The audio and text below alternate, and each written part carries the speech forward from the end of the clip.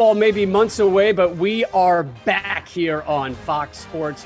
Welcome to the Big Noon Kickoff, the Offseason, Episode 1. So good to see so many of my friends, my happy faces, Reggie Bush, Coach Urban Meyer, Matt Leinart, Joel Klatt joining us this week. And we've got a ton of stuff to get to. We're going to talk about impact transfers, top 5 quarterbacks, programs that are built to succeed in these unusual environments.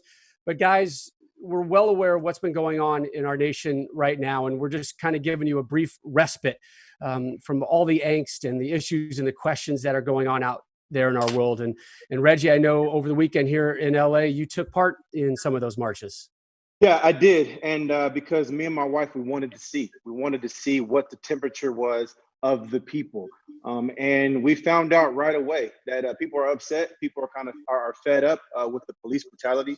And I think that's why this feels different, because everybody, all the people are on the same page. Once you get everybody angry, then we can get to change. And so now that we're here, what do we do with it? How do we move forward? And I think that's the next step. We've had a couple of days of unfortunate riots and looting and protesting. Now that we're here and progressed and hopefully we can move forward, what do we do with that? And so I think that's the next step, but we do have to have change immediately. All of us here at Big Noon Kickoff realize that is so much more important than college football, but we're going to talk college football right now. And it is good to talk about sports and the return of a sport that we all care so deeply about. But the return is going to be unique. It's going to be different, unlike anything we've ever seen. And here's kind of the 2 bullet points about college football's eventual return. The ban of on-campus activities was lifted this week. We've already seen many campuses welcome in some of these student athletes for testing, and then hardcore activities coming right around the corner.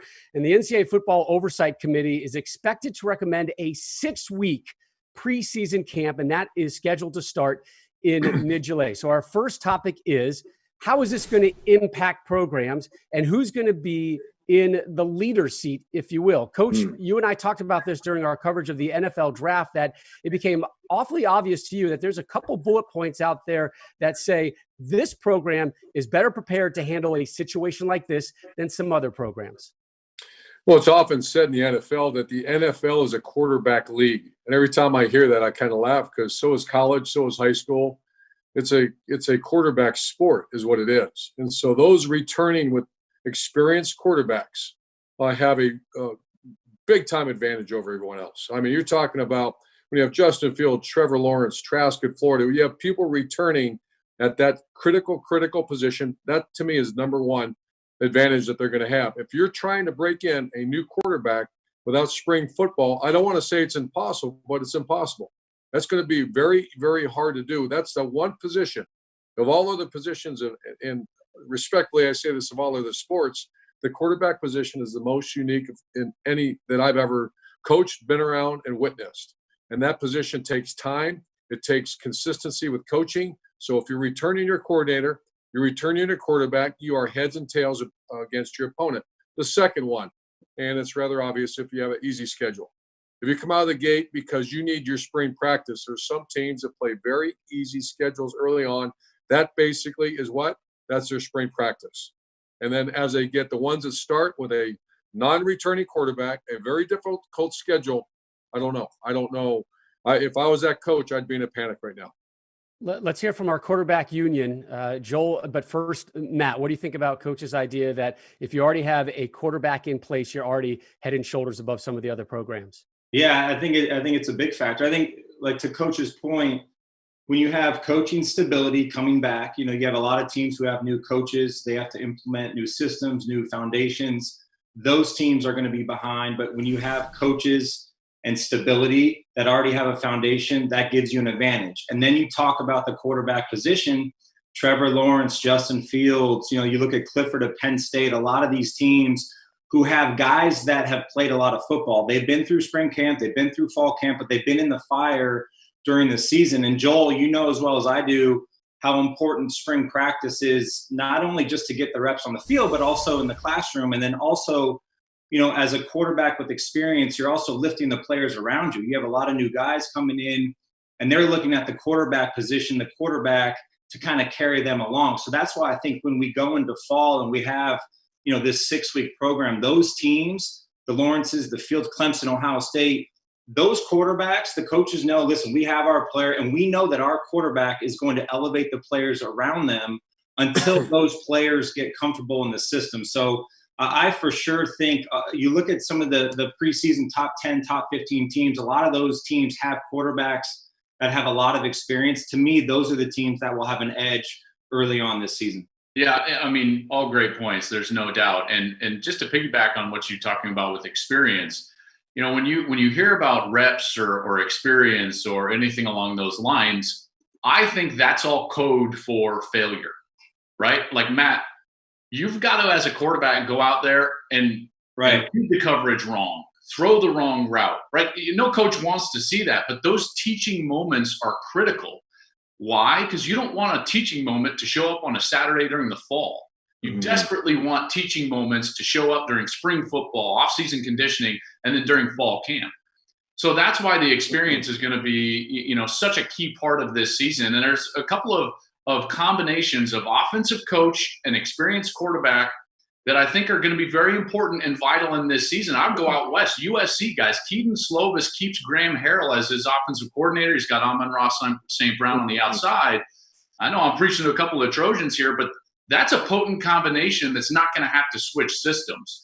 I know that Minnesota is switching coordinators, but you've got an incumbent quarterback there. Arizona State with Jaden Daniels. Both of those teams, guys, have easier schedules, like Coach was talking about. They could be teams that maybe rise up and actually threaten to win a division for the first time in a long time in both of their cases. Notre Dame has an incumbent quarterback. But those experiences are all about failures, right? You've got to fail at the quarterback position in order to have teaching moments to get better and move forward. And that also, Coach and Reggie, as you know this, in a huddle, you got to see that guy and how he deals with fire. That's how you become a leader, right? And so the leadership element of this has been stripped away from some of those quarterbacks, which is, again, lends itself to these experienced guys that are coming back that have played a lot of football. Yeah, and Joe, I agree with you. I think the leadership has been stripped away in some respects, but I also believe that this is the most important time for those leaders on those teams to step up because of the situation that everybody is dealing with. And that's the thing. Everybody's dealing with it. It's not just one college. So everybody is starting out with the same opportunities with practices and getting in there with your players and starting to begin, that continuity and building that relationship with your teammates. And it's very important. And so I think we're going to see some teams really excel, during this time period. And we're going to see some teams probably really fall off. I got one thing to add, Rob, and that is that I can't agree with Reggie and Joel and Matt, but this is where it comes back to that scheduling conversation. So did Oregon did the AD at Oregon really cost them a shot at the national title by playing Auburn? Remember that conversation we had last year? Sure. So you're an AD, you're scheduling right now. If you have an easy schedule, no one predicted the COVID-19 lockdown. No one had any idea that was coming. The mistakes that Joel Klatt talked about, I sat in those huddles with many a quarterback. And when that quarterback makes mistakes, that's part of the learning because he will make mistakes. You don't want to make it on the road against a top 5 team. That's right. You want to have a couple games at home in a comfortable environment where you can coach and teach them through that. Usually that's spring practice. You didn't have that. So I'm telling you, and I'd like to do a little research on that. Who has the easiest schedule? Because those will be the teams stronger come October. I'll add this. A couple of those teams, Rob, just real quick, that I mentioned. Arizona State opens with Northern Arizona and then UNLV. You look at Minnesota. They open with Florida Atlantic and Tennessee Tech. Watch out for Minnesota and Arizona State. I'm telling you, they've got the schedule, the incumbent quarterback, a lot of these things that we're talking about. And just to add to that real quick, what exactly will home field advantage be like this season? If you want just a quick sample taste of what it's looking like in the professional leagues, German soccer, the Bundesliga, fired up a couple of weeks ago. It is a minority of teams that are at home that are winning games. Home field advantage has essentially been nullified in these, no fan type situations. Again, there's the hope that fans will be able to attend college football games in some type of percentage. And obviously things are changing constantly. But I think the home field field advantage will be an interesting dynamic to chase. Another thing is, coach, this 6-week camp, okay, and how one manages it and what you're losing. I think development is going to take a big hit in having such a small camp. Yeah, Ryan Day was actually the one that presented that to the Big Ten coaches. He spent some time in the NFL. 8 weeks has always been the window of prep that was just kind of throughout the last 25 years of coaching. 8 weeks just to get ready for training camp. That was the off-season conditioning because of the heat, because of the running, because get your body ready to go for training camp. However, that's an NFL model, and it includes OTAs in the first couple of weeks and getting your players ready to go. We remember now, football is a dangerous sport. It's a sport in the month of August. You're dealing with heat, and at some places, heat that's beyond. When I first went to Gainesville, Florida, in August, my first training camp there, people told me, I said, we're going to out-tough this heat. You can't out-tough heat. I thought we were tough guys. I was not a tough guy. I melted like and we changed our whole practice schedule to go real early because heat wins. So there are some legitimate concerns. Football is not a normal sport. You're wearing 25 pounds of equipment. You're in awful heat, and you just got to get these guys ready. So a 6-week model is exactly it's now. Just I'm going to keep saying this until the first game. It's a 6-week window. Who are you playing in that 7th week? Who are you playing in the 8th week and 9th week? I always looked at how I ran my training camp was who are we playing? If I had 3 weeks of prep, like I'm playing 1AA teams, I'm playing much smaller teams. My prep is much less urgent than if I'm playing Alabama, Texas, Oklahoma. We open up with Oklahoma, Virginia Tech, those type of schools. You're much more urgent, and that's when you got to be careful. So I'm curious, to the players, Joel, Reggie, Matt, how would you guys approach a 6-week window, Reggie, before the season starts? Yeah, I feel like now, again, it's more of the pressure is on the athlete, the individual athlete, because you don't have the comfort of being in that usual environment. You don't have the comfort of being around your teammates and having that camaraderie because, Matt, as you know, when we're at USC, those are all the things that we fed off of. That camaraderie, the energy that we had amongst each other. When you don't have that, and you're by yourself, well, that's when we really start to learn about your true character and your true nature because, again, there's nobody there to hold your hand. There's nobody there to tell you what to do. There's nobody to tell you to work out, to study your playbook. And so we're going to find out in this short period of time. And so for me, how I would prepare for it, I would put 110% into every day, working my butt off, studying, FaceTiming with my teammates, texting, whatever it is I got to do to make sure we're on the same page. That's what I would try to get done.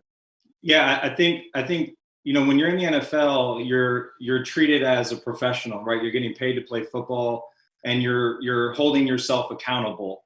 And they're not holding your hand. You're expected to know your playbook in the offseason and come into fall camp ready to go. College is a little bit different. To your point, Reg, you have that offseason. You're going to school, you're building the camaraderie, you're having fun. You're a kid still playing this game, but that offseason is gone. And now, when camp starts for these guys, for these teams, coaches are going to find out really quick who stayed on top of it, who stayed in the best shape as best as they can, who studied the playbook, and who's ready to go. Because 6 weeks, for me as a quarterback, 6 weeks, listen, like to Joel's point, all off season, it's built to make mistakes, learn, and move on. Watch the tape after practice, and then the next day correct it. Well, these installations, implementing playbooks and offenses and defenses are going to be happening at a rapid pace. So I think to Reggie's point, it's just like, hey, you have to go in the best prepared you can in physical shape and mental shape and get ready to try and soak in as much information as possible. And that's why it goes back to the teams that have a lot of experience coming back, and not just quarterbacks, defensive players, offensive linemen, all positions that have a lot of experience coming back because they understand their playbook. They don't need all of the extra reps that you get in the summer. I think, and maybe the coach's point, I think who hurts in this too is just the younger players, the freshmen, the sophomores who are still developing, right? Physically, that off season nutrition, the weight room. I remember just in the off seasons, that's when you gain the 5 to 10 pounds, whatever it may be. So it's going to be really interesting. And I think these teams are going to find out really quickly once practice starts, who's in the best shape and who's not. Yeah, just real quick, here's what I would say. And Coach, you always talk about the human spirit, and it's something I always loved when we would meet together when you were still coaching. I think that there are two types of players, Rob. There are two types of individuals, really, more broadly. There are those that hold high standards internally for themselves, and those that are just trying to get to an externally held standard. Okay. We see it all the time as athletes with teammates. Coach, you coached players like this. You constantly had to prod them to get to the standard that was being held for them, right? Versus the guys, you couldn't get them to slow down because they had an internally held standard that was far higher than those around them. I believe that a situation like this is going to make the cream rise to the top. Whether it's the NFL, college football, you're going to see that the players that hold themselves accountable, that have internally held standards, are the ones that are going to shine. And that's going to play out before our eyes on the field. Yeah. All right, couple notes on week one. Coach, you're talking about scheduling. No easing into the schedule. Alabama, USC week one, and Michigan on the road at Washington. I think the big takeaway of that opening conversation is you can't out-tough heat. Right? We've all learned a lesson. Just right remember, there. hey, hashtag heat wins. That's right. Always. All right. More from Big Noon Kickoff, the offseason. We're going to talk about the top 5 quarterbacks in college football. It's safe. I think we can all know who 1 and 2 is, but it's really curious when you start talking 3, 4, 5, and below. All right, time for Big Noon Kickoff, the offseason, to eye the most important position on the field, as all the guys, except for kind of Reggie, agreed upon earlier. Yeah. It's the quarterback spot. All of us here, including our teammate, Brady Quinn, chimed in and wrote down our top 5 quarterbacks heading into the season. This is our first reveal of where it sits. So let's start with number 5, and we're going to start in the SEC. Sophomore Bo Nix has got great DNA for Auburn. He was the freshman of the year in the conference. Number 4, we are going to stay in the SEC. Kyle Trask, again, that leadership that's built in there in Gainesville. A lot of people expecting big things from Florida this season. The number 3 spot, let's go to the Big 12. Sam Ehlinger, the senior. You see his numbers from last year, over 4,300 total yards, but he did lose his top 2 receivers. 2 and 1, we know who they are, but we just want to figure out the order. And at number 2, it's the Buckeyes, Justin Fields. 41 passing touchdowns last season. And Trevor Lawrence, who's probably going to be with that number 1 preseason team in a couple months with Clemson. Remember, Clemson took care of the Buckeyes in the semifinals, 29-23. So let's talk about the most important position. And just about everybody had Lawrence at number 1, Joel, including you. Why is Trevor Lawrence the best quarterback in college football heading into the season? Well, I don't think it's clear cut. Let me just that was a tough ranking at the top between Justin Fields and Trevor Lawrence for me. These two guys have separated themselves out in college football. They're phenomenal players. They're phenomenal prospects. I just went to what we just saw. Okay. Trevor Lawrence led his team back and beat Justin Fields on the field of play. So that's why I ranked them Lawrence 1 and Fields 2. I will say that it would not shock me at all if Fields has a better season, because I think he's going to have a little bit better wide receiver core to throw to. But that's why I ranked Lawrence number 1 and Fields number 2. And remember, Clemson now without Justin Ross, their leading returning receiver, out for the year with a spinal injury. We wish him well on his surgery coming up. Matt, you had Trevor Lawrence number 1 as well. Why? I think it's just similar to what Joel said, and also just really based on experience. I mean, this is a guy who's started 2 years in college football, and he's been to 2 titles and won 1.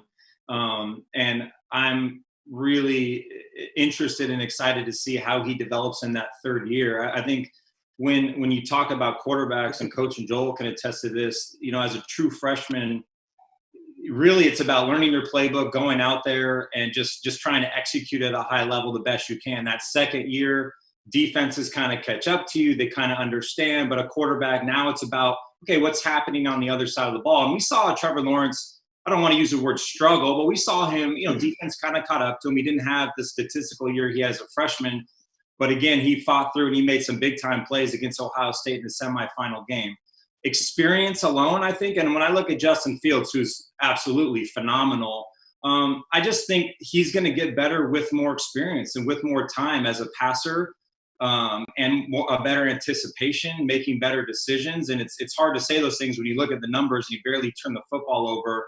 But that's why I think this is exciting. And we have two elite players that probably are going to be the top 2 picks in the draft next season. So the other elite quarterback, Justin Fields. Reggie, you're the only one of us who had him at number 1. Well, I think Trevor Lawrence has the benefit of playing on a great team in a very weak conference. I think Justin Fields has the benefit of playing on a great team in a really tough conference. And so by that, I think he's going to have more opportunities on a bigger stage against tougher teams. You talk about the first 3 games of the season. They have to go to Oregon, and then they play at home at Buffalo. Neither one of those games are going to be easy out the gate, as Coach earlier was talking about how tough some of these games are going to be early on, given the current state of the pandemic we're going through. But I just think Justin Fields is shifty. He's big. He's solid. I had him a couple of times as one of my running backs of the week, just because of his ability to read plays in the run game, in the read zone option. And then he can throw the football well. He accounted for 41 touchdowns in his first year at Ohio State. Trevor Lawrence, I think it was around 30 touchdowns. So to me, Justin Fields is the total package, and he will have a better year than Trevor Lawrence this year. He's got some elite young receivers that are really going to have to sprout big time and quickly in Columbus. Coach, let's look at your top 5 quarterbacks and talk us through it, please. Sure. I had Fields and Trevor right next to each other. I put Trevor Lawrence for one reason. He played one more year. That was it. The one thing I will say about Justin Fields, because I'm very close to the situation, any concerns about him being a throwing quarterback are gone now. Yeah, he's developed. He's outstanding. I hear the guys talk. I talked to Coach Day, and obviously the quarterback coach I'm very close to. Comparisons to Dwayne Haskins are everywhere now as far as throwing the football, which that's an elite thrower. I love Sam Ehlinger just because he's a returning quarterback. I love who he is. I love what he stands for. That team has to get better. The guy that I love Slovis. I think the fact that there's a returning offense coordinator, and they throw the ball everywhere. So what dictates, I guess the question I would ask, to me, what dictates the best quarterback in the land is, are you a winner and can you win the championship? That remains to be seen at USC. However, statistically, you're probably looking at the guy that will have the best stats for the season. Yeah. Because of the style of offense, they throw it all. They don't run the ball. So statistically, I that's now how I pick my favorite or the best quarterback. Mine's going to be who can lead his team to a championship. That's why I have Justin and Trevor number 1. And then I also Kyle Trask. I just believe in Dan Mullen. I've seen what he can do with a returning quarterback. It's well documented. I put him and Ryan Day as the 2 best I've ever been around. And I just think he's got good people around him, another year in the system, and a very talented quarterback. Sam Howell got a couple 5th place votes, if you will. I think 3 of us voted for the sophomore down in Chapel Hill. Matt, Mr. Heisman, take us through your top 5 quarterbacks. Yeah, I talked about Trevor Lawrence and Justin Fields, and just a little bit on Sam Ehlinger. I think just a tremendous competitor, and he wins football games. I think the thing with Texas is just the pressure and the expectation to win every year. They just haven't lived up to that expectation, and not to mention defensively, they just haven't been very good. So that puts a lot of pressure on Sam Ehlinger to go out there. I mean, he's responsible for 80 of the 110 offensive touchdowns over the last 2 seasons. I mean, he does everything. And I don't want to say the Tim Tebow comparison. Coach, you coach Tim Tebow, but just kind of has that nature, right? The build, the tough runner, the ability to escape and make plays on the run. He also played really good against the best opponents. He's played well against Oklahoma. He played well against LSU last year. And then you talk about Kyle Trask at Florida. And just to reiterate Coach's point, Dan Mullen is a quarterback coach. He's fantastic offensive mind. I think Florida's got a chance to really compete in the SEC this year. And just to get thrust into action last year as a guy who's had experience, who's been around the program, and to play how he did was phenomenal. And then I believe I have Sam Howell in there too, and really just the true freshman. You look at Slovis, Howell, Bo Nix, a lot of talented players, and I think it's going to be exciting to see how these guys develop in year 2. Real quick on USC, how about the job they've done recruiting the last couple months? Just the other day, they picked up their second top 40 quarterback recruit for next season. So Clay Helton and company have really picked up in that department. But I don't know if you guys have been able to notice in this 6 box here, our friend Joel Klatt, he's been squirming, he's been anxious, he's trying to get in something, and you know where he's going, don't you? He's going to quarterback U, Norman, Oklahoma. It's exactly right. Okay.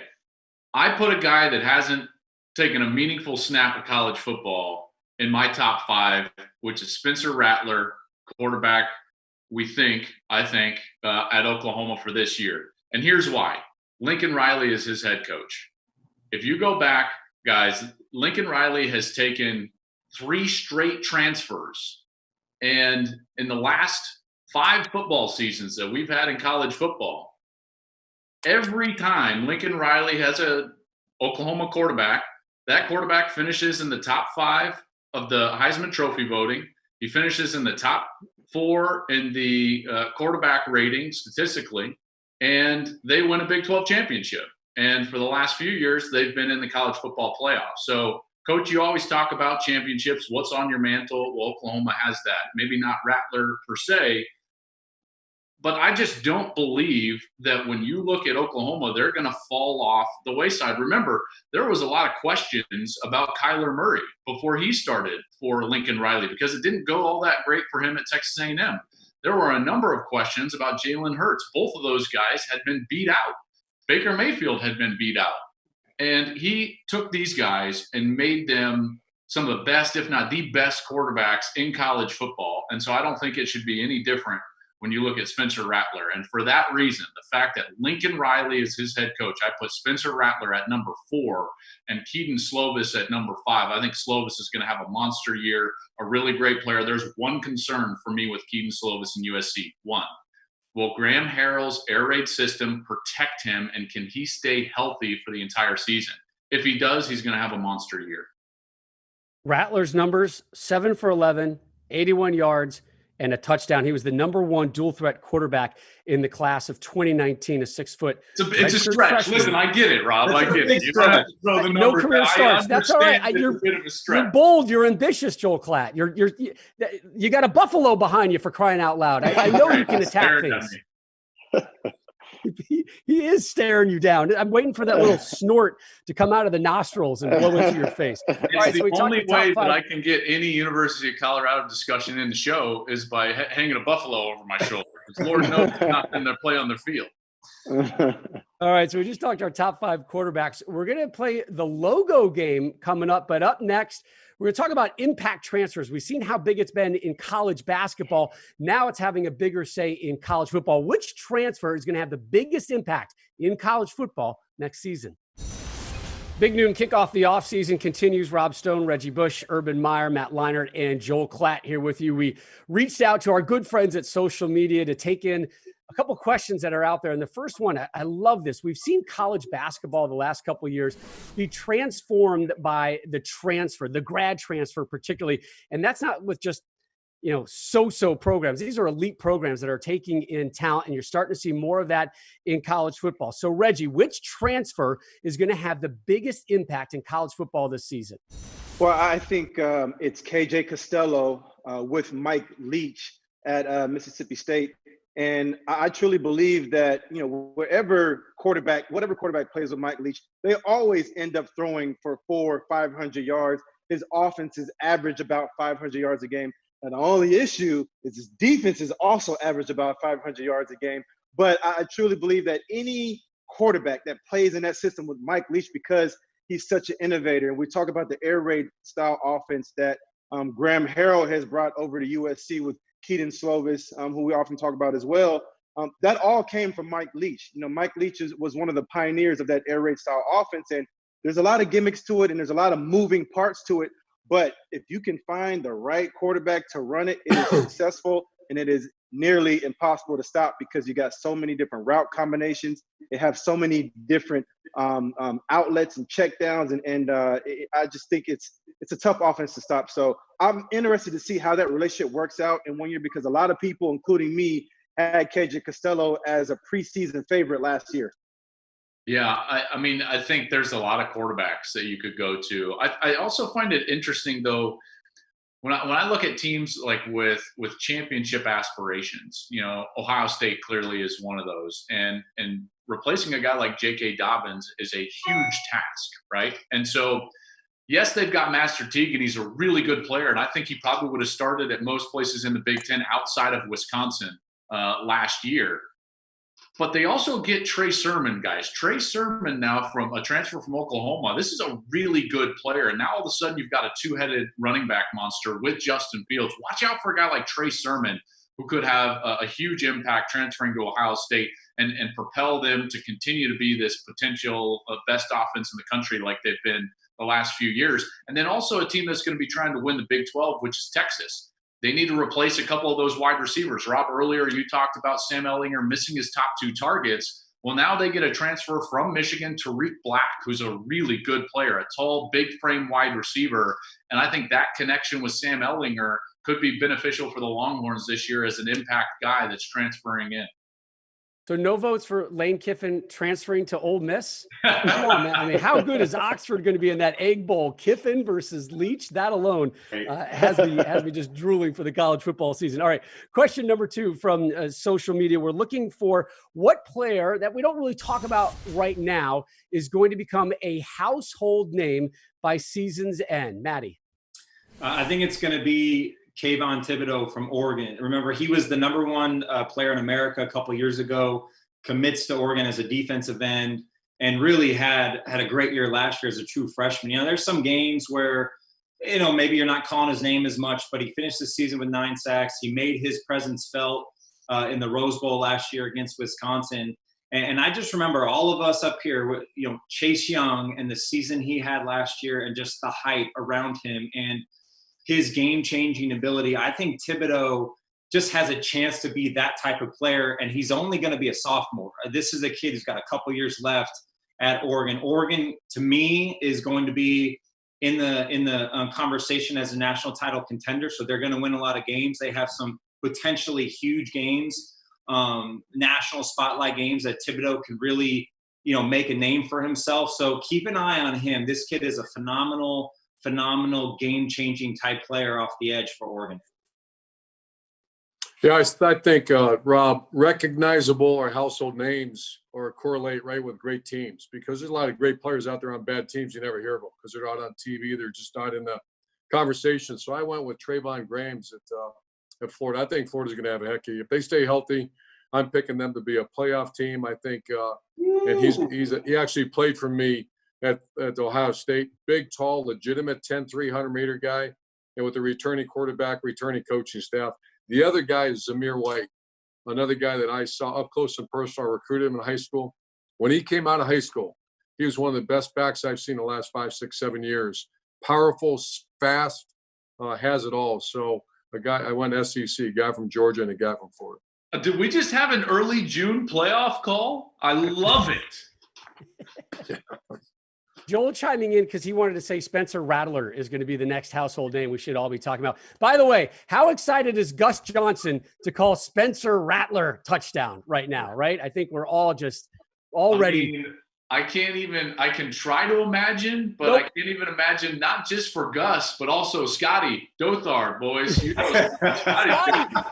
made the show. This is oh my goodness. Oh, so good to talk to you guys. All right, if you have a question out there, head to the at CFB Fox Twitter account, fire it away. Hopefully we'll be able to answer it next week. And when we return, we're going to unveil a new game. I like it. I like it a lot. The logo game, and we're going to take you to the South. Time to play a game. It's the logo game. We're going to flash a logo, and you guys give us your initial thought. It can be a word, it can be a phrase, it can be a story, it can be a human being, it can be whatever you want. So, the logo is SEC. Coach, you're the only one who's played or coached in the SEC, so you get first dibs. Be nice, Joel. Fast. Fast, athletic, top to bottom, best team in the country. Fast. Platter. Dominant. They've been absolutely dominant. They're the best conference in the country. Oh, you took my word. Domination, best conference in the country, and now they're going to get a little crazier with the Lane Train and Mike Leach in the conference. Tough as nails, man. That's one of the toughest conferences in all of college football. Every game that we watch is just packed with action and big hits and lots of touchdowns, man. It's one of my favorite conferences to watch. Packed houses and tailgating, right? Two things we hope we can see in college football this upcoming season. Boys, so good to see you. So good to see all of you guys. Team Big Noon Kickoff will be back here with you next week with another edition, and who knows what next week's logo is going to be. Reggie, you got a thought? What logo do you want to see next week, Reg? Let's see. I want to see Pac-12 logo up there next time. Oh, represent.